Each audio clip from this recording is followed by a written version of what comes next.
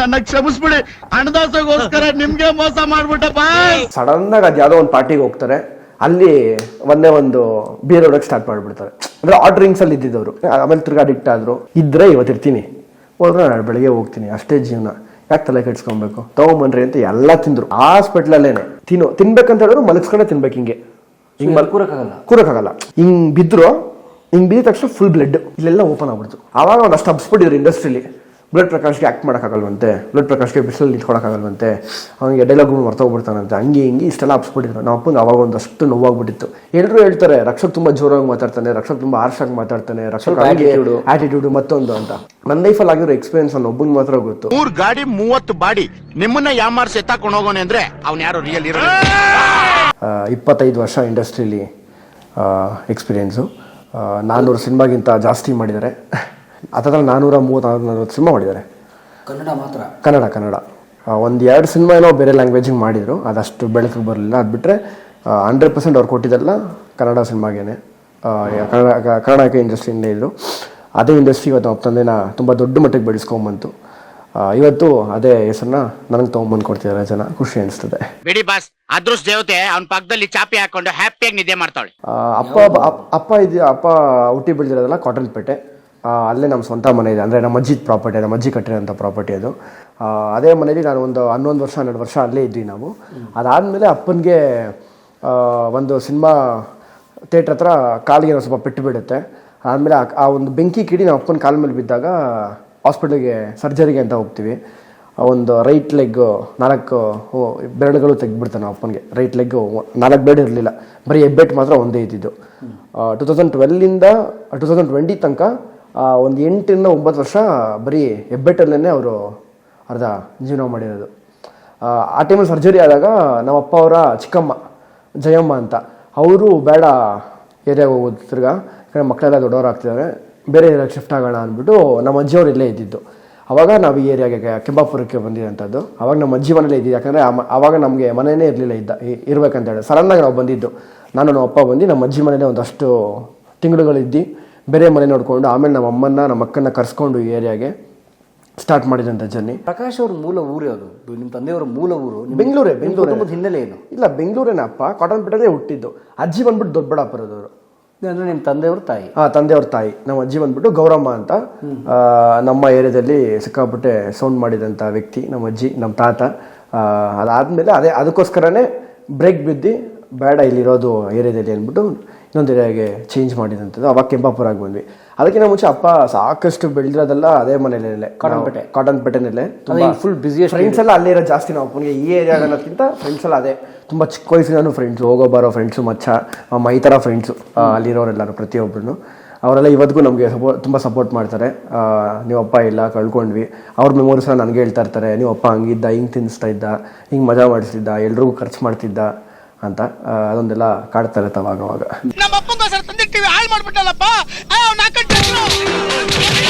Diploma 14 subject fail ಅಂತ. ಅಂದರೆ ಒಂದು ಸಬ್ಜೆಕ್ಟು ಪಾಸ್ ಆಗಿಬಿಟ್ರೆ ಎಲ್ಲ ಸಬ್ಜೆಕ್ಟು ಫೇಲ್ ಮಾಡಿಕೊಂಡ್ರೆ, ಅದಕ್ಕೋಸ್ಕರ ನಾನು ಯಾರಿಗೂ ಮೋಸ ಮಾಡೋಕ್ಕೆ ಇಷ್ಟ ಇಲ್ಲ. 14 ಸಬ್ಜೆಕ್ಟು ಫೇಲ್ ಆಗಿದೆ ಅಂತ ಅಪ್ಪ ಮಜಾ ಟಾಕೀಸಲ್ಲಿ ಹೇಳಿದ್ದಾರೆ. ಅಪ್ಪ ಯಾವಾಗ ಹೇಳೋರು, ನೋಡು ನಾನಾದರೂ ಓದಿಲ್ಲ, ನೀನು ಓದು, ಇಂಡಸ್ಟ್ರಿನೇ ಒಂದೇ ನಂಬ್ಕೊಂಡ್ರೆ ನೀನು ಬೇರೆ ಕಡೆ ಕಾನ್ಸಂಟ್ರೇಟ್ ಮಾಡಬೇಕು, ದುಡ್ಡು ಮಾಡಬೇಕು, ಬಿಸ್ನೆಸ್ ಮಾಡಬೇಕು ಪ್ರತಿಯೊಂದೂ ಅಂತ. ನನಗೆ ಅದೇನೋ ಓದ್ ತಲೆಗತ್ತಿಲ್ಲ. ಅಪ್ಪನ ಥರನೇ ನಾನು ಇಂಡಸ್ಟ್ರಿಗೆ ಬಂದಿದ್ದು. ನಾನು ಚಿಕ್ಕ ವಯಸ್ಸಿಂದ ನಾನು ಊಟಿ ಬೆಳೆದಿಲ್ಲ ಕಾಟನ್ಪೇಟೆ. ಒಂದು 12 ವರ್ಷ ಅಲ್ಲೇ ನಾನು. ಎಲ್ಲಿ ಕಾಟನ್ಪೇಟೆಯಲ್ಲಿ ಎಕ್ಸಾಕ್ಟ್ಲಿ ಮನೆಯದು? ಕರೆಕ್ಟಾಗಿ ಅಕ್ಕಿಪೇಟೆ ಮೇನ್ ರೋಡೇನೆ, ಸೆಂಟ್ರಿಗೆ ಕರೆಕ್ಟಾಗಿ ಸೆಂಟ್ರಿಗೆ ಇದ್ದಿದ್ದು ನಾವು. ಅಲ್ಲಿ ನಮ್ಮ ಗಣೇಶ ದೇವಸ್ಥಾನ ಇದೆ. ನಮ್ಮ ಚಿಕ್ಕಪ್ಪ ದೊಡ್ಡಪ್ಪಂದು ಅಕ್ಕಪಕ್ಕ ಮನೆಯೇ. ಸೆಂಟ್ರಲ್ ಬಿಲ್ಡಿಂಗ್ ನಮ್ಮದು ಇವತ್ತಿಗೂ ಅಲ್ಲೇ ಇದೆ. 3 ಜನದ ಬಿಲ್ಡಿಂಗು ಅಲ್ಲೇ ಇದೆ. ನಮ್ಮ ತಾತ ಕಟ್ಟಿದಂಥ ದೇವಸ್ಥಾನ ಇದು ಗಣೇಶನ ದೇವಸ್ಥಾನ ಇವತ್ತಿಗೂ ಅಲ್ಲೇ ಇದೆ. ಅವಾಗ ಹೋಗ್ತಾ ಇರ್ತೀವಿ, ಬರ್ತಾ ಇರ್ತೀವಿ. ಆ ಬಿಲ್ಡಿಂಗ್ನ ಯಾವತ್ತೂ ಮಾರಿಲ್ಲ. ಯಾಕಂದರೆ ಇವತ್ತು ನಮ್ಮ ಅಜ್ಜಿ ಇಲ್ಲ ನಮ್ಮ ಜೊತೆ. ನಮ್ಮ ಅಪ್ಪ ಅವರ ತಾಯಿ ಅವರು ರೀಸೆಂಟಾಗಿ ಒಂದು 2 years ಆಯಿತು ತೀರ್ಕೊಂಡು. 2022ನಲ್ಲಿ ತೀರ್ಕೊಂಡ್ರು. ಅದೊಂದು ಮೆಮೊರೀಸ್ಗೋಸ್ಕರ ಅವರು ಆ ಬಿಲ್ಡಿಂಗ್ನ ನಾವು ಸೇಲ್ ಮಾಡಿಲ್ಲ. ಇವತ್ತಿಗೂ ಆ ಮೆಮೊರೀಸ್ ಹಂಗೆ ಇದೆ. ಇವತ್ತು ಅಲ್ಲೇ ಆ ಬಿಲ್ಡಿಂಗ್ ಹತ್ರ ನಾವು ಹೋಗಿ ನಿಂತ್ಕೊಂಡ್ರೆ ಅಷ್ಟೇ ಜನ ಅಭಿಮಾನ, ಅಷ್ಟೇ ಜನ ಪ್ರೀತಿ ಕೊಡ್ತಾರೆ ನಮಗೆ. ಬಂದು ಹೇಳ್ತಾ ಇರ್ತಾರೆ, ನಿಮ್ಮ ತಾತ ಹಂಗಿದ್ರು, ನಿಮ್ಮ ಅಪ್ಪ ಹಿಂಗಿದ್ರು, ನಿಮ್ಮ ಅಜ್ಜಿ ಹಿಂಗಿದ್ರು ಅಂತೆಲ್ಲ. ಕೌನ್ಸಿಲರ್ ಆಗಿದ್ರು ನಮ್ಮ ಅಜ್ಜಿ ಕಾಟನ್ಪೇಟೆಗೇನೆ. ಸೇಮ್ ನಾನು ಓದಿದಂಥ ಸ್ಕೂಲು ಕೇಂದ್ರ ವಿದ್ಯಾಲಯ ಅಂತ ಓಕ್ಲಿಪುರಮಲ್ಲಿದೆ. KV ನಾನು ಗೌರ್ಮೆಂಟ್ ಎಂಪ್ಲಾಯೀಸ್ ಇರೋದು. ಅಲ್ಲಿ ಅಜ್ಜಿ ಅಂದರೆ ಪೊಲಿಟಿಷಿಯನ್ಸು ಸ್ವಲ್ಪ ಇನ್ಫ್ಲುಯೆನ್ಸ್ ಇತ್ತು. ಅಜ್ಜಿ ಕಾರ್ಪೊರೇಟರ್ ಆಗಿದ್ರು. ಆಮೇಲೆ ಅಲ್ಲಿ ನನಗೆ ಸೀಟ್ ಸಿಕ್ಕಿದಂಥದ್ದು. ಅವಾಗ ಅನಂತಕುಮಾರ್ ಸಾಹೇಬರು ನಮಗೆ ತುಂಬ ಹೆಲ್ಪ್ ಮಾಡಿದ್ರು. ನನಗೆ ಸೀಟ್ ಸಿಗಬೇಕಾದ್ರೆ ಅವರೇ ನನಗೆ ಮುಖ್ಯವಾಗಿ ಕಾರಣ. ಅಲ್ಲಿ ಕರ್ಕೊಂಡು ಹೋಗ್ಬಿಟ್ಟು ನನಗೆ KVಲಿ ಜಾಯಿನ್ ಮಾಡಿಸಿದ್ರು. ಫಸ್ಟ್ ಸ್ಟ್ಯಾಂಡರ್ಡಿಂದ 7th ಗಂಟ ನಾನು ಅಲ್ಲೇ ಓದಿದ್ದು. ಅದಾದಮೇಲೆ ನಾನು ಟ್ರಾನ್ಸ್ಫರ್ ಆದೆ ಹೆಬ್ಬಾಳ ಒಂದು ಬ್ರಾಂಚ್ಗೆ, ಕೇಂದ್ರ ವಿದ್ಯಾಲಯ ಸೇಮ್ ಬ್ರಾಂಚ್ಗೆ ಹೆಬ್ಬಾಳ ನಾನು ಟ್ರಾನ್ಸ್ಫರ್ ಆಗಿದ್ದು. ಆವಾಗ ನಾನು ಮನೆಯಲ್ಲಿ ಬರಬೇಕಿತ್ತಲ್ಲ, ಅದಕ್ಕೋಸ್ಕರ ನಾನು ಟ್ರಾನ್ಸ್ಫರ್ ಆಗಿದ್ದು. ಅದು ಬಿಟ್ಟರೆ ನನ್ನ ಮೆಮೊರೀಸ್ ಎಲ್ಲ ಅಲ್ಲೇ. ಅಂದರೆ ಅಷ್ಟು ಫ್ರೆಂಡ್ಸ್ ಎಲ್ಲ ಅಲ್ಲಿಲ್ಲ, ಆ ಏರಿಯಾದಲ್ಲಿ ಅಷ್ಟು ಫ್ರೆಂಡ್ಸ್ ಎಲ್ಲ. ನಮ್ಮ ತಂದೆ ಫ್ರೆಂಡ್ಸ್ನ ಇವತ್ತು ನಾವು ಕಾಪಾಡ್ಕೊಂಡಿದ್ದೀವಿ. ಅದು ಬಿಟ್ಟರೆ ಈ ಏರಿಯಾದಲ್ಲಿ ನಂಗೆ ಸಾಕಷ್ಟು ಫ್ರೆಂಡ್ಸ್ಗಳು. ತುಂಬ ಚಿಕ್ಕ ವಯಸ್ಸು ಅಂದರೆ ಅಷ್ಟು ನೆನಪಿಲ್ಲ ನನಗೆ ತುಂಬ ಚಿಕ್ಕ ವಯಸ್ಸಲ್ಲಿ ಕಳೆದಿರೋಂಥದ್ದು. ಸೊ ನೀವು 7ನೇ ಕ್ಲಾಸಿಂದ ಹೆಬ್ಬಾಳ ಏರಿಯಾದಲ್ಲಿ? ಹೌದು. ಸೊ ನಿಮ್ಮ ತಂದೆ ಆಸೆ ಇತ್ತು ನೀವು ಓದಬೇಕು ಅಂತ? ಹಾಂ, ಅಂದರೆ ಓದು ಅಂತ ಹೇಳಿದ್ರೆ ನೀನು ಡಬಲ್ ಡಿಗ್ರಿ ಮಾಡು ಮತ್ತೊಂದು ಮಾಡು ಅಂತಲ್ಲ, ನಿನ್ಗೆ ಎಷ್ಟು ಬೇಕೋ ಬೇಸಿಕ್ ನಾಲೆಜ್ ಅಷ್ಟು ಓದು ಅಂತ ಹೇಳಿದರು. ಆಮೇಲೆ ಸೆಕೆಂಡ್ PUಗೆ ನಾನು ಡ್ರಾಪ್ ಮಾಡಿದೆ. ಅಪ್ಪನ ಒಂದು ಕಡೆ ನೋಡ್ಕೊಬೇಕಿತ್ತು, ತುಂಬ ಹೆಲ್ತ್ ಇಶ್ಯೂಸ್ ಇರೋದ್ರಿಂದ ಅವ್ರ ಕಡೆ ಕಾನ್ಸಂಟ್ರೇಷನ್ ಜಾಸ್ತಿ ಮಾಡಬೇಕಿತ್ತು.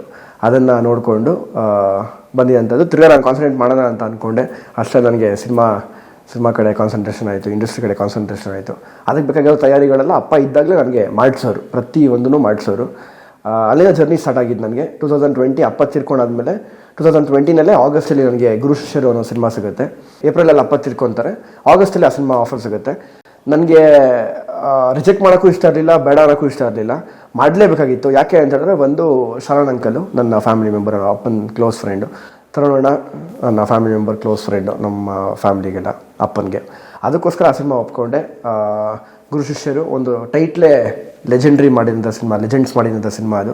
ಆ ಟೈಟ್ಲಲ್ಲಿ ನಾವು ಮಾಡಿದಂಥ ತುಂಬ ಖುಷಿ ಇದೆ ಇವತ್ತಿಗೂ. ಗುರು ಶಿಷ್ಯರು ಅಂತ ಎಲ್ಲೇ ಹೇಳ್ಕೊಂಡ್ರು ಒಂದು ಹೆಮ್ಮೆ ಇರುತ್ತೆ. ಎಲ್ಲ ಆರ್ಟಿಸ್ಟ್ ಮಕ್ಕಳು, ಶರಣ್ ಅಂಕಲ್ ಮಗ, ಆಮೇಲೆ ಪ್ರೇಮ್ ಅಂಕಲ್ ಮಗ, ರವಿಶಂಕರ್ ಅಂಕಲ್ ಮಗ, ನಮ್ಮ ರಾಜುಗೌಡರು ಅವ್ರ MLA ಅವ್ರ ಮಗ, ಆಮೇಲೆ ರವಿಶಂಕರ್ ಅಂಕಲ್ ಅವ್ರ ಮಗ, ಈ ಥರ ಎಲ್ಲ ಒಂದಷ್ಟು ಜನ, ನಾನು ಒಂದಷ್ಟು ಜನ, ಆಮೇಲೆ ಆಡಿಷನಿಂದ ಬಂದವರು ಒಂದಷ್ಟು ಜನ.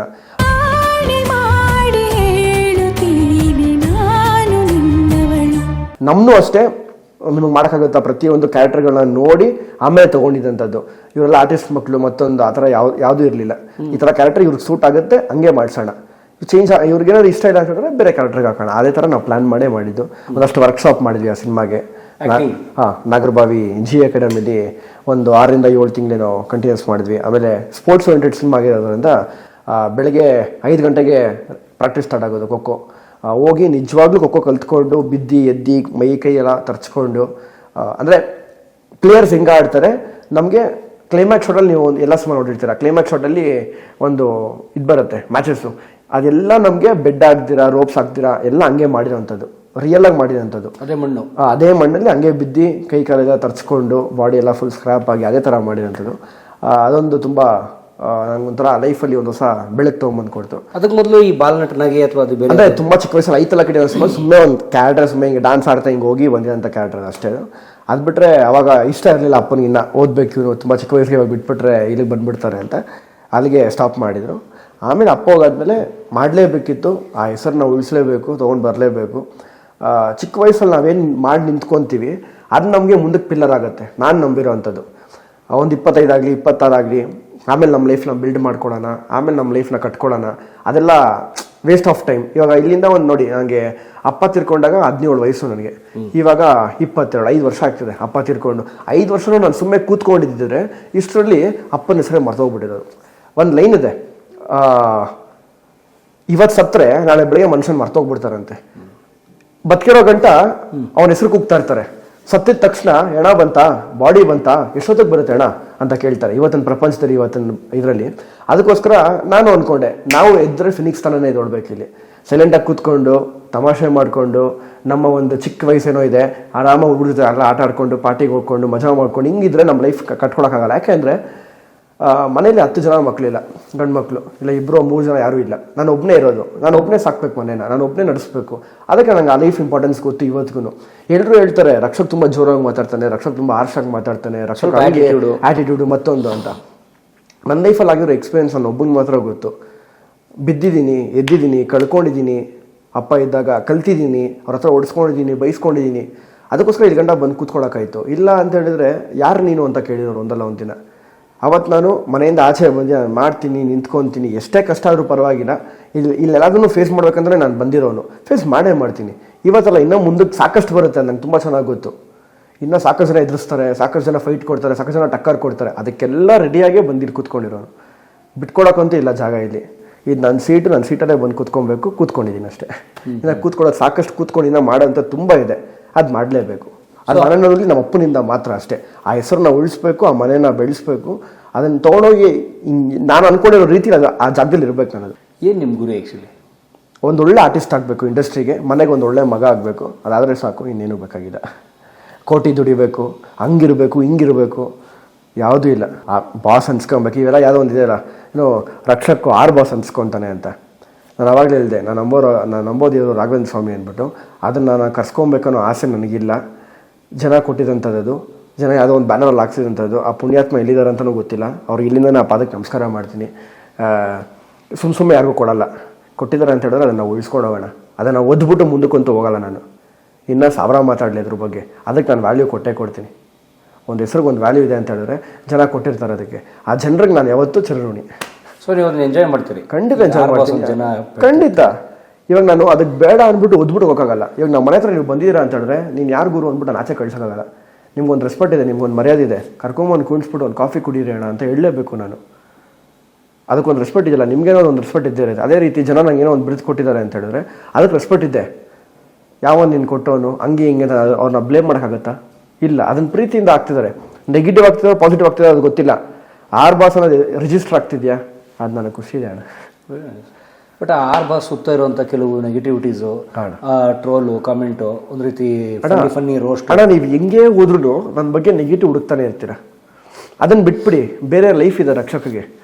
ನಾವು ಹುಡ್ಕೊಂಡು ಹೋದರೆ ಪ್ರತಿ ಒಂದು ಪ್ರಶ್ನೆಗೂ ನೆಗೆಟಿವ್ ಆಗ್ತಾನೆ ಇರುತ್ತೆ, ನೆಗೆಟಿವ್ ಹುಡುಕ್ತಾನೆ ಇರಬೇಕು. ಅದು ನಾನು ಯಾವಾಗಲೂ ಹೇಳ್ತಾ ಇರ್ತೀನಿ. ಎಲ್ಲರೂ ಬಂದವರು ಎಲ್ಲ ಇಂಟರ್ವ್ಯೂಸ್ ಮಾಡೋರು ಪ್ರತಿಯೊಬ್ಬರಿಗೆ ಹೇಳ್ತಾ ಇರ್ತೀನಿ, ನೀವು ಕೇಳೋ ಪ್ರಶ್ನೆ ಮೇಲೆ ಡಿಪೆಂಡ್ ಆಗುತ್ತೆ ರಕ್ಷಕ ನೆಕ್ಸ್ಟ್ ಉತ್ತರ ಏನಿರುತ್ತೆ ಅಂತ. ನೀವು ಬರೀ ನೆಗೆಟಿವೇ ಕೇಳ್ಕೊಂಡು ಹೋಗ್ತಿದ್ರೆ ಆ ನೆಗೆಟಿವೇ ಬರ್ತಾ ಇರುತ್ತೆ. ಅದಕ್ಕೋಸ್ಕರ ನಾವೇನು ಮಾಡಬೇಕು ಅಂತ ಹೇಳಿದ್ರೆ ದೊಡ್ಡವ್ರನ್ನ ದೊಡ್ಡವ್ರ ಥರನೇ ಇರೋಗ್ಬಿಡ್ಬೇಕು, ಚಿಕ್ಕವ್ರನ್ನ ಚಿಕ್ಕವ್ರ ಥರನೇ ಇರೋಗ್ಬಿಡ್ಬೇಕು. ಅವನೆಲ್ಲ ಬಿದ್ದಿರೋನ ಕರ್ಕೊಂಬಂದು ನಾವು ಸಿಂಹಾಸನ ಮೇಲೆ ಕುಣಿಸೋರು ಅವ್ನೇನು ಮಾಡ್ತಾನಣ್ಣ? ಕರ್ಕೊಂಡು ಹೋಗ್ತಿರೋ ಕೆಳಗಡೆ ಮಲ್ಕೊಂತಾನೆ. ಯಾಕಂದ್ರೆ ಅವ್ನಿಗೆ ಅದ್ರ ವ್ಯಾಲ್ಯೂ ಗೊತ್ತಿಲ್ಲ. ಅದಕ್ಕೋಸ್ಕರ ನೆಗೆಟಿವ್ ಮಾಡೋರು ಅಲ್ಲೇ ಇರಲಿ, ಪಾಸಿಟಿವ್ ಮಾಡೋರು ಅಲ್ಲೇ ಇರಲಿ.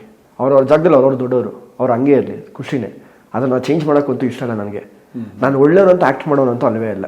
ನನ್ನ ಕೆಟ್ಟವನಂತಾನೆ ಅನ್ಕಡೆ, ತೊಂದರೆ ಇಲ್ಲ, ಖುಷಿನೇ. ಇವತ್ತಿನ ಪ್ರಪಂಚದಲ್ಲಿ ಒಬ್ಬನ ಬಗ್ಗೆ ಮಾತಾಡಬೇಕು ಅಂತೆ, ನೆಗೆಟಿವು ಪಾಸಿಟಿವು ಹಂಗನ್ಬಿಟ್ಟು ನಾನು ಯಾರ ಮನೇನೂ ಮೋಸ ಮಾಡಿಲ್ಲ, ಯಾರನ್ನ ಕಿತ್ಕೊಂಡು ತಿಂದಿಲ್ಲ, ಒಬ್ರಿಗೆ ತಲೆ ಹೊಡೆದಿಲ್ಲ, ತಲೆ ಹಿಡ್ದಿಲ್ಲ. ಇದು 4 ಮಾಡಿಲ್ಲ ಅಣ್ಣ. ನಿಯತ್ತಿಂದ ಬದುಕ್ತಾ ಇದ್ದೀನಿ, ಸಾಕು, ಖುಷಿದೆ. ಮನ್ಸಿಗೆ ನೆಮ್ಮದಿ ಇರಬೇಕು ಫಸ್ಟು. ನಾನು ಏನಾದ್ರು ಮಾಡೋಕ್ಕಿಂತ ಮುಂಚೆ ನನ್ನ ಮನ್ಸಿಗೆ ನೆಮ್ಮದಿ ಇರಬೇಕು. ನನಗೆ ನೆಮ್ಮದಿ ಇದೆ. ಇನ್ನೊಬ್ಬನು ಬಂದ್ಬಿಟ್ಟು ರಕ್ಷಕ ನನ್ನ ಹಾಳು ಮಾಡ್ದೆ ಅಂತ ಇವತ್ತರೆಗೂ ಯಾರೂ ಹೇಳಿಲ್ಲ. ರಕ್ಷಕ ನನ್ನ ಅನ್ನ ಕಿತ್ಕೊಂಡು ತಿಂದ ಅಂತ ಯಾರೂ ಹೇಳಿಲ್ಲ. ರಕ್ಷಕ ನನ್ನ ಮಕ್ಕಳನ್ನ ಹಾಳು ಮಾಡ್ಬಿಟ್ಟು ಅಂತ ಯಾರೂ ಹೇಳಿಲ್ಲ. ಇವತ್ತವರೆಗೂ ನನ್ನ ವಯಸ್ಸವ್ರು ನನ್ನ ಜೊತೆ ಇರೋರು ಕಮ್ಮಿ, ತುಂಬ. ಮದುವೆ ಆಗಿ ಮಕ್ಕಳಾಗಿರೋರು ನನ್ನ ಜೊತೆ ಜಾಸ್ತಿ ಇರೋರು. ನಿಮ್ಗೆ ದೊಡ್ಡ ಅವ್ರು ಫೋನ್ ಮಾಡ್ಬಿಟ್ಟು ರಕ್ಷಕ ಜೊತೆ ಇದೀನಿ ಅಂತ ಹೇಳಿದ್ರೆ ಸೈಲೆಂಟ್ ಆಗ್ತಾರೆ. ಯಾಕೆ? ಅದನ್ನು ನಾವು ಉಳಿಸ್ಕೊಂಡಿದ್ದೀವಿ. ಹಾಳು ಮಾಡಬೇಕು ಅಂತ ನನ್ನ ತಲೆಯಲ್ಲಿ ಯಾವತ್ತೂ ಇಲ್ಲ. ಒಬ್ರಿಗೆ ನೆಗೆಟಿವ್ ಮಾಡಬೇಕು, ಒಬ್ರಿಗೆ ನೆಗೆಟಿವ್ ಮಾತಾಡಬೇಕು ನನ್ನ ಲೈಫಲ್ಲಿ ಯಾವತ್ತೂ ಇಲ್ಲ ಅಣ್ಣ. ನಾನಿಲ್ಲಿ ಹೆಸರು ಮಾಡ್ಬೇಕಂತ ಬಂದಿರೋನು, ದುಡಿಬೇಕು ಅಂತ ಬಂದಿರೋನು, ನನ್ನ ಮನೆ ನಡೆಸಬೇಕು ಅಂತ ಬಂದಿರೋನು. ಅದನ್ನು ನಾನು ಮಾಡ್ತಾ ಇದ್ದೀನಿ ಒಂದು ಪಾತಲ್ಲಿ. ನಾನು ಎಲ್ಲದನ್ನು ಒಂದೇ ಸಲ ತೊಗೊಂಡೋಗ್ಬಿಟ್ಟು ನನ್ನ ಲೈಫಲ್ಲಿ ಅಲ್ಲೇ ಕುತ್ಕೊಬೇಕು ಅಂತ ಇಲ್ಲ. ಒಂದೊಂದು ಮೆಟ್ಲೆ ಹಚ್ತೀನಿ ಅಣ್ಣ. ಯಾಕೆ ಅಂದರೆ ಮೊದಲನೇ ಮೆಟ್ಲಲ್ಲಿ ಒಂದು ಕಷ್ಟ ಇರುತ್ತೆ, 2ನೇ ಮೆಟ್ಲೆ ಒಂದು ಕಷ್ಟ ಇರುತ್ತೆ, 3ನೇ ಮೆಟ್ಲೆ ಒಂದು ಕಷ್ಟ ಇರುತ್ತೆ. ಅದೇ ಥರ 10 ಮೆಟ್ಲು ಹತ್ತಿಸ್ಲಿ ಒಂದು ಕಷ್ಟ ನೋಡಿರ್ತೀವಿ. ಒಂದೇ ಸಲ 10 ಮೆಟ್ಲು ಹತ್ತಿದಾಗ ನಾವು ಒಂದ್ಸಲಿ ಕೆಳಗಡೆ ಬೀಳ್ತೀವಲ್ವಾ, ಅವಾಗ ನಮಗೆ ಗೊತ್ತಿರಲ್ಲ ಅದ್ರ ವ್ಯಾಲ್ಯೂಸ್ ಏನು ಅಂತ. ಇನ್ನೊಂದ್ಸಲಿ ನಾವು ಎದ್ದು ನಡ್ಕೊಂಡು ಹೋಗೋಕೆ ತುಂಬ ಕಷ್ಟ ಆಗ್ಬಿಡುತ್ತೆ. ಇದೇ 10 ಮೆಟ್ಲು ಹತ್ಕೊಂಡು ಹೋದಾಗ ನಮ್ಗೆ ಆ ಕಷ್ಟ ಗೊತ್ತಿರುತ್ತೆ. ಪ್ರತಿಯೊಂದೂ ಈ ಮೆಟ್ಲಲ್ಲಿದ್ದು ಈ ಮೆಟ್ಲಲ್ಲಿದ್ದು ಹಿಂಗೋಗುತ್ತೆ ಅಂತ. ನಾನು ಒಂದ್ಸಲಿ ತಾರ್ ರೋಡ್ ಹೋಗಕ್ಕೆ ಇಷ್ಟಪಡಲ್ಲ. ಫಸ್ಟು ಜಲ್ಲಿಕಲ್ ಮೇಲೆ ಹೋಗ್ತೀನಿ, ಅದಾದ್ಮೇಲೆ ಸಿಮೆಂಟ್ ರೋಡ್ ಮೇಲೆ ಹೋಗ್ತೀನಿ, ಆಮೇಲೆ ತಾರ್ ರೋಡ್ ಮೇಲೆ ಹೋಗ್ತೀನಿ. ಅದೇ ನನ್ನ ಲೈಫಲ್ಲಿ ನಾನು ಕಲ್ತಿರೋದು. ಸ್ಟೆಪ್ ಬೈ ಸ್ಟೆಪ್ ನನ್ನ ಲೈಫಲ್ಲಿ ಹೋಗ್ಬೇಕು ಅಷ್ಟೇ. ಆಮೇಲೆ ಗುರು ಶಿಷ್ಯರಾದ್ಮೇಲೆ ಏನಾಯ್ತು? ಪೀಕ್ ಕೊರೋನಾ ಟೈಮ್ ಅದು. ಹೌದೌದು. ಇನ್ನೊಂದು ಏನು ಕಾಡ್ತಿತ್ತು ಅಂತ ಹೇಳಿದ್ರೆ ಅಪ್ಪನ ಕಳ್ಕೊಂಡಿದ್ದು. ಕರೋನಾ ಟೈಮು ಯಾರೂ ಬರೋಕ್ಕಾಗ್ತಾ ಇರಲಿಲ್ಲ ನಾವು ಅಪ್ಪನ ನೋಡೋಕ್ಕೆ. ಯಾಕಂದರೆ ಅಷ್ಟು ಸಿನಿಮಾಗಳು ಮಾಡಿದ್ರು, ಅಷ್ಟು ಫ್ರೆಂಡ್ಸ್ನ ಇಟ್ಕೊಂಡಿದ್ರು. ಕರ್ನಾಟಕದಲ್ಲಿ ಯಾವ ಮೂಲೆಗೆ ಹೋದ್ರು ಅಪ್ಪನ ಫ್ರೆಂಡ್ಸ್ ಇಲ್ಲ ಅಂತ ಇಲ್ಲವೇ ಇಲ್ಲ. ಎಲ್ಲರೂ ಹೋಗೋ ಕಡೆಲ್ಲ ನಿಮ್ಮ ತಂದೆ ನನ್ನ ಫ್ರೆಂಡು, ನಿಮ್ಮ ತಂದೆ ನನ್ನ ಫ್ರೆಂಡು ಇದನ್ನೇ ಹೇಳೋದು ಪ್ರತಿ ಕಡೆನೂ.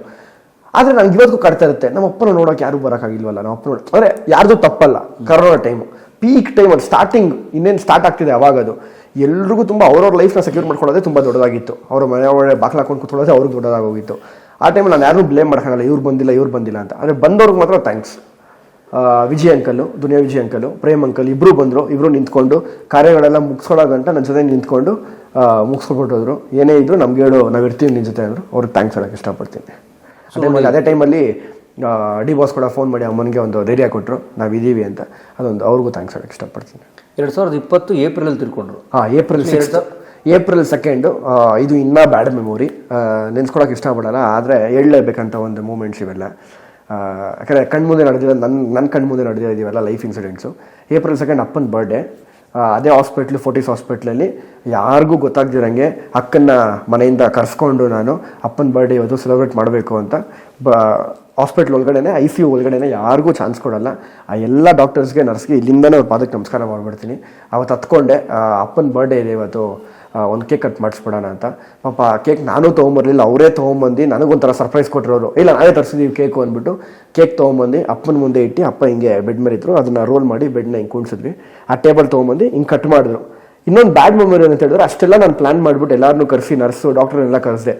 ಕೇಕೆಲ್ಲ ಕಟ್ ಮಾಡಿದ್ರು, ಎಲ್ಲರಿಗೂ ತಿನ್ಸಿದ್ರು, ಅಕ್ಕನಿಗೂ ತಿನ್ಸಿದ್ರು. ಇನ್ನೇನು ನನಗೆ ತಿನ್ನಿಸ್ಬೇಕು ಅಷ್ಟರಲ್ಲಿ ಆ ಪ್ಲೇಟ್ನೇ ಎಳ್ದುಬಿಟ್ರು, ಟೈಮ್ ಆಯಿತು ಅಂತೇಳಿ. ಅದು ಇವತ್ತಿಗೂ ಆ ಕೊನೆ ತುತ್ತು ನಾವು ಅಪ್ಪನ ಕೀಳಿ ಇಡ್ಸ್ಕೊಳಕ್ಕೆ ಆಗಿಲ್ಲ ಅಂತ ಒಂದು ನೋವಿದೆ ಅಷ್ಟೇ ಮನಸ್ಸಲ್ಲಿ. ಆ ಥರ ಅದಾದಮೇಲೆ ಏಪ್ರಿಲ್ 6 ಅಪ್ಪ ತೀರ್ಕೊಂಡಿದ್ದು. ಏನಾಗಿತ್ತು ಪ್ರಕಾಶ್ ಸರ್ಗೆ? ಅಪ್ಪನಿಗೆ ಫಸ್ಟು ಬ್ಯಾರೆಟ್ರಿಕ್ ಸರ್ಜರಿ ಅಂತ ಮಾಡಿಸ್ತೀವಿ ನಾವು 2017.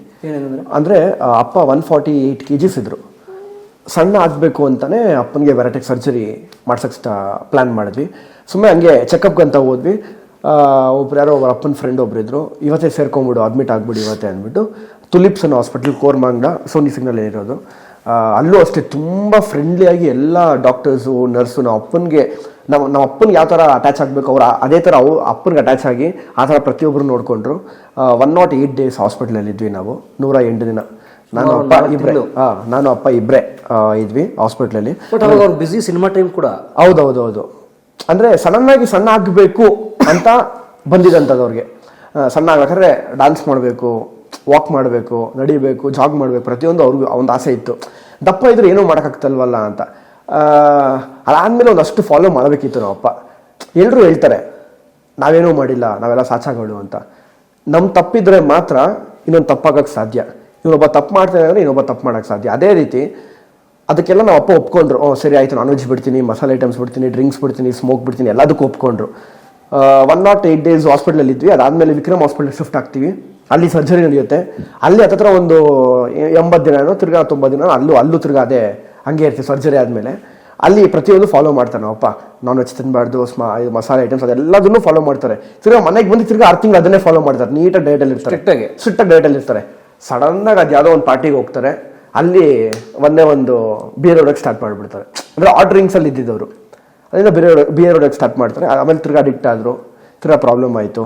ಅದಾದಮೇಲೆ ಒಂದು 2018 ಎಂಡನೇನೋ ಜಾಂಡೀಸ್ ಅಂತ ಬಂತು. ನಾವು ನೋಡ್ಕೊಂಡಿರಲಿಲ್ಲ ಅದನ್ನು. ತಿರ್ಗಾ ಸ್ಮೋಕು ಡ್ರಿಂಕ್ಸ್ ಮಾಡೋಕ್ಕೆ ಶುರು ಮಾಡಿದರು. ಅದಕ್ಕೆ ಅಲ್ಲಿ ನಮಗೆ ಇದಾಯಿತು, ಪ್ರಾಬ್ಲಮ್ ಆಯಿತು. ಇದು ಏನಪ್ಪ ಜಾಂಡೀಸ್ ಬಂತು. ಜಾಂಡೀಸ್ ಬಂದಾದಮೇಲೆ 2, 3, 4, 5, 6 ಹತ್ತತ್ರ ಒಂದು 6 ಹೋದ್ರೆ ಜಾಂಡೀಸು ಮನುಷ್ಯ ಇರೋದೇ ಇಲ್ಲ, ಕೊಲಾಪ್ಸ್ ಆಗ್ಬಿಡ್ತಾನೆ. ಮಲಗಿರೋ ಬೆಡ್ ಮೇಲೆ ಹಂಗೆ ಕೊಲಾಪ್ಸ್ ಆಗ್ಬಿಡ್ತಾನೆ. ಆ ಥರ ಒಂದು ಜಾಂಡೀಸು. ಹತ್ತತ್ರ ಅಪ್ಪನಿಗೆ ಒಂದು 4.5 ಇತ್ತು ಹತ್ತತ್ರ. ನಾವು ನೋಡ್ಕೊಂಡಿರಲಿಲ್ಲ ಅದು ಬಂದಿರೋದು. ಸಡನ್ನಾಗಿ ಹೋಗಿದ್ವಿ, ಚೆಕ್ ಮಾಡಿಸಿದ್ವಿ, ಈ ಥರ 5 ಆಗಿದೆ, ಜಾಸ್ತಿ ಆಗೋಗಿದೆ, ಅತಿ ಮೀರೋಗಿದೆ. ಹತ್ತಿರ ಅಡ್ಮಿಟ್ ಮಾಡಿಬಿಡೋಣ, ಅಡ್ಮಿಟ್ ಮಾಡಿ ಟ್ರೀಟ್ಮೆಂಟ್ಸ್ ಏನು ಬೇಕೋ ತೊಗೊಳ್ಳೋಣ. ಟ್ರೀಟ್ಮೆಂಟ್ಸ್ ಎಲ್ಲ ಕೊಡ್ತಾನೆ ಇದ್ದಾರೆ. ಹೋಗ್ತಾ ಅಪ್ಪನಿಗೆ ನೀವು ನಂಬ್ತಿರೋ ಬಿಡ್ತಿರೋ, ನೀವು ಹೆಂಗೆ ಬೇಕಾದ್ರೂ ಅಂದ್ಕೊಳ್ಳಿ. ಯಾಕಂದರೆ ಕಣ್ಮುಂದೆ ನಾನು ನೋಡಿದ್ದೀನಿ. 16.5 ಹೋಗ್ಬಿಡ್ತು ಜಾಂಡೀಸು. ನಾವು ಕೊಡೋ ಟ್ರೀಟ್ಮೆಂಟ್ ಎಲ್ಲ ಕೊಟ್ಬಿಟ್ಟಿದ್ದೀವಿ, ಇನ್ನೇನೂ ಇಲ್ಲ ನಮ್ಮ ಸೈಡಿಂದ, ನೋಡ್ಕೊಳೋಣ ಭಗವಂತ ಇದ್ರ ಮೇಲೆ ಅಂತ ನಾವಪ್ಪ ಅಂದರು. ಅವ್ರು ಯಾರೋ ಹೇಳ್ತಾರೆ ಅಂತ ನೀವು ಯಾಕೆ ಅಷ್ಟು ಎಮೋಷ್ನಲ್ ಆಯ್ತೀರಾ, ತೊಗೊಂಬರ್ರಿ ಮಟನ್ನು ಅಂದರು. ಹಾಸ್ಪಿಟ್ಲಿಗೆ ಕೈಮಾ, ಉಪ್ಪಿನಕಾಯಿ, ಒಳ್ಳೆ ಬಿರಿಯಾನಿ, ಕಾಳು ಸೂಪು ಇದೆಲ್ಲ ತರಿಸ್ಕೊಂಡು ಇದ್ದರೆ ಇವತ್ತಿರ್ತೀನಿ, ಹೋದ್ರೆ ನಾಳೆ ಬೆಳಗ್ಗೆ ಹೋಗ್ತೀನಿ, ಅಷ್ಟೇ ಜೀವನ, ಯಾಕೆ ತಲೆ ಕೆಡ್ಸ್ಕೊಬೇಕು, ತೊಗೊಂಬನ್ರಿ ಅಂತ ಎಲ್ಲ ತಿಂದರು. ಹಾಸ್ಪಿಟ್ಲಲ್ಲೇ ಎಲ್ಲದೂ ತರ್ಸ್ಕೊಂತಿದ್ರು. ಅಲ್ಲಿ ಇನ್ನೊಂದು ವಾಚ್ಮ್ಯಾನ್ ಅಪ್ಪನ ಭಯ, ಬಿಡಲಿ ನಾನು ಅಪ್ಪ ಬೈತಾರೆ ಅಂತ. ತೊಗೊಂಬರೋ ಊಟ ಎಲ್ಲ ಬಿಡೋರು ಹೊರಗಡೆ. ಪಾಪ ಎಲ್ಲ ತಿಂದರು ನಮ್ಮ ಅಪ್ಪ, ಬ್ಯಾಕ್ ಟು ಬ್ಯಾಕ್ ಎಲ್ಲ ತಿಂದರು. ಡಾಕ್ಟರ್ಸ್ ಎಲ್ಲ ಪಾಪ ತುಂಬ ತುಂಬ ಚೆನ್ನಾಗಿ ನೋಡ್ಕೊಂಡ್ರು ಅವರು. ಇನ್ನೊಂದಷ್ಟು ದಿನ ಬದುಕಿದ್ರು ನಮ್ಮ ಅಪ್ಪ ಅಂದರೆ ಅದು ಒಂದೇ ಡಾಕ್ಟರ್ಸಿಂದ ಮಾತ್ರನೇ ಕಾರಣ. ಅವರೆಲ್ಲ ಹೇಳಿದ್ರು, ಪ್ರಕಾಶ್ ಬೇಡ ಪ್ರಕಾಶ್, ತಿನ್ಬೇಡಿ, ಹಂಗೆ ಹಿಂಗೆ ಅಂತ. ಹಣ ಬಿಡಿ ಅಣ್ಣ, ಹೋದ್ರೆ ಹೋಗ್ಬಿಡ್ತೀನಿ ಇವತ್ತೇ, ಏನೂ ಇಲ್ಲ ನನ್ನ ಜೀವನದಲ್ಲಿ, ಮಾಡಿರೋದೆಲ್ಲ ಮಾಡಿಬಿಟ್ಟಿದ್ದೀನಿ, ಮಕ್ಳಿಗೆ ಮಾಡಬೇಕು, ಹೆಂಡ್ತಿಂಗ್ ಮಾಡಬೇಕು, ಪ್ರತಿಯೊಬ್ಬರಿಗೂ ಮಾಡಿದ್ದೀನಿ, ಇನ್ನೇನಿಲ್ಲ ನನ್ನ ಜೀವನದಲ್ಲಿ, ಬಿಡಿ ನೋಡ್ಕೊಂಬಿಡೋಣ ಅಂತ. ಹತ್ತತ್ರ 1 ವಾರ ಕಂಟಿನ್ಯೂಸ್ ಎಲ್ಲ ತಿಂದರು. 16.5 ಇದ್ದಿದ್ದು 3.5 ಬಂದ್ಬಿಟ್ಟಿದೆ ನೆಕ್ಸ್ಟ್ ಚೆಕ್ ಮಾಡಿಸಿದ್ರೆ. ಅಪ್ಪ ಅಂದರು, ನಾನು ನಂಬಿರೋದು ದೇವ್ರನ್ನ, ಡಾಕ್ಟ್ರ್ ಹೇಳಿದ್ದಾರೆ, ಅವ್ರಿಗೆ ನಾವು ಬೆಲೆ ಕೊಡೋಣ, ಇಲ್ಲ ಅಂತಲ್ಲ. ದೇವ್ರ ಮೇಲೆ ಭಾರ ಹಾಕಿ ತಿಂದೆ, 3.5 ಬಂತು. ಆವಾಗ ನೀವು ಇನ್ನೊಂದು ಫೋಟೋ ಇದೆ ನನ್ನ ಹತ್ರ, ಇವತ್ತಿಗೂ ಅದನ್ನು ನಾವು ಅಪ್ಪ ಅಂತ ಹೇಳೋಕ್ಕೆ ಆಗಲ್ಲ ನಾನು. ಯಾಕಂದರೆ ಹಿಂಗಿದ್ದವರು ಹಿಂಗೆ ಆಗ್ಬಿಟ್ರು. ಇವಾಗ ನಿಮಗೆ ಆ ಸೀಟ್ ತೋರಿಸ್ದೆ, ಆ ಸೀಟ್ ಫುಲ್ ತುಂಬೋರು ನಾವು ಅಪ್ಪ. ಕೂತ್ಕೊಂಡ್ರೆ ಹಿಂಗೆ ಒಳ್ಳೆ ಕಿಂಗ್ ಥರ ಕಾಣಿಸೋರು. ಹಿಂಗೆ ಕೂತ್ಕೊಂಡ್ರೆ ಇಷ್ಟಾಗೋಗಿದ್ರು ಆ ಸೀಟಲ್ಲಿ. ಮಧ್ಯದಲ್ಲಿ ಬಂದು ಹಿಂಗೆ ಕೂತ್ಕೊಳ್ಳೋರು, ಹಿಂಗೆ ಕೂತ್ಕೊಳ್ಳೋರು. ಇದು ನಾವು ಅಪ್ಪ ನಾನು ನಿಜವಾಗ್ಲೂ ಅಂತ ಅನ್ಸೋದು ನನಗೆ. ಯಾಕಂದರೆ ಮುಖ ಎಲ್ಲ ಇಳ್ದೋಗಿದೆ, ಪ್ಲೇಟ್ಲೆಟ್ಸ್ ಎಲ್ಲ ಕಮ್ಮಿ ಆಗಿದೆ, ಬ್ಲಡ್ ಎಲ್ಲ ತುಂಬ ಕಮ್ಮಿ ಆಗಿದೆ, ಮುಖ ಎಲ್ಲ ಫುಲ್ಲು ಎಲ್ಲೋ ಥರ, ಫುಲ್ಲು ಬ್ಲ್ಯಾಕ್ ಹಿಡ್ಸ್ ಎಲ್ಲ ಏನು ಹಿಂಗೆ ಕಾಣಿಸ್ತಿರಲ್ಲ ನಾವು ಅಪ್ಪ ಅಂದ್ಬಿಟ್ಟು. ಆಮೇಲೆ ಒಂದು ಹೋಗ್ತಾ 2020 ಜನವರಿನ ಪರ್ಮನೆಂಟ್ ಬೆಡ್ ರಿಟರ್ನ್ ಆದರು. ಎದ್ದೋಳಕ್ಕೆ ಆಗ್ತಾಯಿರಲಿಲ್ಲ ಅವ್ರಿಗೆ. 17 ಆಗಿರೋದು ಬೇರೆ 17 ಬ್ಯಾರಿಟ್ರಿ ಸರ್ಜರಿ. ಒಂದಷ್ಟು ತಿಂಗಳು ತಳ್ಕೊಂಬಂದ್ರು, ಫಾಲೋ ಮಾಡ್ಕೊಂಡು ಪ್ರತಿಯೊಂದೂ. ಆಮೇಲೆ ಅವ್ರಿಗೆ ಅಡ್ಜಸ್ಟ್ ಆಗಿತ್ತು. ತಿರ್ಗಾ ಜಾಂಡಿಸ್ ಅನ್ನೋದು ಬಂತು 18. ಅಲ್ಲಿಂದ ಅವ್ರಿಗೆ ಬ್ಲಡ್ಸ್ ಕಮ್ಮಿ ಆಗೋದು, ಅದು ಸುಸ್ತಾಗೋದು, ಜಾಸ್ತಿ ಆ್ಯಕ್ಟ್ ಮಾಡೋಕ್ಕಾಗ್ತಾ ಇರಲಿಲ್ಲ, ಬಿಸಿಲು ನಿಂತ್ಕೊಳಕ್ಕಾಗ್ತಾ ಇರಲಿಲ್ಲ, ಈ ಥರ ಒಂದು ಪ್ರಾಬ್ಲಮ್ಸ್ ಆಗ್ತಾ ಇರೋದು. ಆವಾಗ ಒಂದಷ್ಟು ಹಬ್ಸ್ಬಿಟ್ಟಿದ್ರು ಇಂಡಸ್ಟ್ರಿಲಿ. ಬ್ಲಡ್ ಪ್ರಕಾಶ್ಗೆ ಆ್ಯಕ್ಟ್ ಮಾಡೋಕ್ಕಾಗಲ್ವಂತೆ, ಬ್ಲಡ್ ಪ್ರಕಾಶ್ಗೆ ಬಿಸಿಲು ನಿಂತ್ಕೊಳಕ್ಕಾಗಲ್ವಂತೆ, ಅವ್ನಿಗೆ ಡೈಲಾಗ್ ಮರ್ತೋಗ್ಬಿಡ್ತಾನಂತೆ, ಹಂಗೆ ಇಷ್ಟೆಲ್ಲ ಹಬ್ಸ್ಬಿಟ್ಟಿದ್ರು. ನಾವು ಅಪ್ಪಂಗೆ ಅವಾಗ ಒಂದಷ್ಟು ನೋವಾಗ್ಬಿಟ್ಟಿತ್ತು, ಯಾಕೆ ಮಾಡೋಕ್ಕಾಗಲ್ಲ, ಮಾಡ್ಬೋದು ಅಂತ 2019 ಬ್ಯಾಕ್ ಟು ಬ್ಯಾಕ್ ಸಿನಿಮಾಗಳು, ಒಂದು 7 ಸಿನಿಮಾಗಳು ಮಾಡಿದ್ರು. Back to back 7 cinema continues ಮಾಡಿದ್ರು. ತಮ್ದು ಯಾವ ಊರು ಅಂತ ಗೊತ್ತಾಗ್ಲಿಲ್ವಲ್ರಿ? ನೆನ್ನೆ ಒಂದು ಊರು, ಇವತ್ತು ಈ ಊರು, ನಾಳೆ ಯಾವ ಊರೋ ಗೊತ್ತಿಲ್ಲ. ಇಷ್ಟು ಹೇಳ್ತಿಸಿದ್ರೆ ಬ್ಯಾಕ್ ಟು ಬ್ಯಾಕ್ ನೀವು ಪುಗುರು ಸಿನಿಮಾ ನೋಡ್ಬೋದು. ಎರಡು ಸುಳ್ಳಾದ್ರೆ ಪುಗುರು ಸಿನಿಮಾನಲ್ಲಿ ಬೇರ್ ಬಾಡಿ ಪಂಚೆ ಹಾಕಿರ್ತಾರೆ, ಶಲ್ಯ ಹಾಕಿರ್ತಾರೆ, ಇಷ್ಟೇ ಕಾಣಿಸೋದು. ನಾನು 1 ಸೆಕೆಂಡ್ ನಮ್ಮ ಅಪ್ಪನ ವಾಯ್ಸ್ ಕೇಳಿಸಿದ ತಕ್ಷಣ ನಾನು ಯಾರು ವಾಯ್ಸ್ ಕೇಳ್ತಾ ಇದ್ದೀನಿ ಅಂತ ಥಿಯೇಟರ್ ಕೂತ್ಕೊಂಡು ನೋಡ್ತಾ ಇದ್ದೀನಿ. ಇನ್ನು ನಮ್ಮ ಅಪ್ಪನ ವಾಯ್ಸ ನಿಜವಾಗ್ಲೂ ಅಂತ. ಸರಿ, ಅಷ್ಟು ಬೇಸ್ ವಾಯ್ಸಲ್ಲಿ ಹಂಗೆ ಬರ್ತಿದ್ದು ಖಡಕ್ಕಾಗೆ.